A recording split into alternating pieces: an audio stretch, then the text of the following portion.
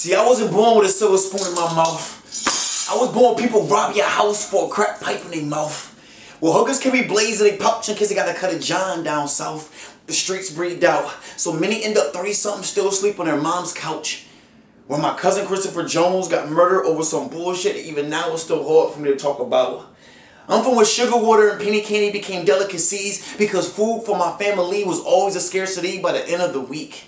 Where masculinity turned to a frail physique, as many because of hunger fell into a deep sleep, while others preyed on the weak like wolves among sheep.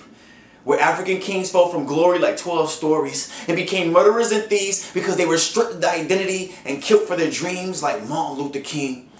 Yet they call us villains.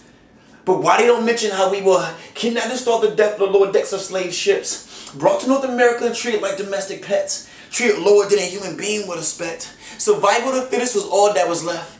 Look in my eyes and see over 400 years of death, whips and chains that scarred my back and my chest, as Willie Lynch's letters was put to the test, as light-skinned males were pitched against their dark-skinned brothers, as babies sold into slavery were snatched from the arms of their crying mothers, as my great-great-grandmother's mother was repeatedly beaten and raped under the master's covers.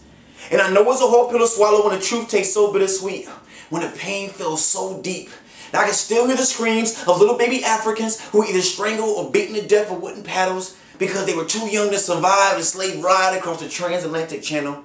When the pain feels so deep, that I can still feel the cuts from the shackles that bruised my ancestors' wrists and ankles. When the pain feels so deep that every time I write about one of the greatest capers to affect black people in America, my pen bleeds all over my fucking paper. They call us villains. But in every fabric of our society, the seed of racism has blossomed. While ignorant Americans want to play possum, like the subject of racism really isn't a problem. Like racism didn't spark dictatorships like Hitler and Stalin. Like black people are not still regarded as thugs and robbers to be approached with caution. Like white people are not treated dominant with a good head start in life, while a majority of us blacks start at the bottom with few role models to follow. See, this is the result of a biased economic system that keeps the rich with a fistful of dollars, while the poor work their ass off hoping their lights will be on tomorrow.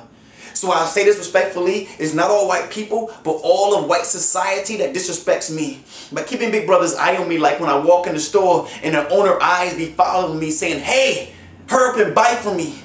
Here, where justice is supposed to be blind, I now recognize the subliminal madness enforcing the bigotry that sometimes only the third eye can see.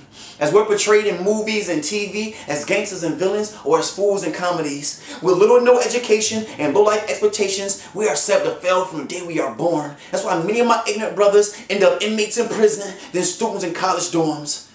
And yo, I am so tired of trying to fit into a status quo whose fundamentals were never designed for me and my people. And I can't even say it's unconstitutional because the forefathers owned slaves as well. For our heritage has been severed and pulled out by the roots, so being associated with Africa for blacks is now considered taboo. But we are bought into a lie that good hair and light skin is what's acceptable, but no matter how much we conform, we're still viewed as criminals. As our presence becomes transparent in the reflection of our mirror, changing us to something unfamiliar. For we are ghosts, and racism in our society is the silent killer. Yet they still call us villains.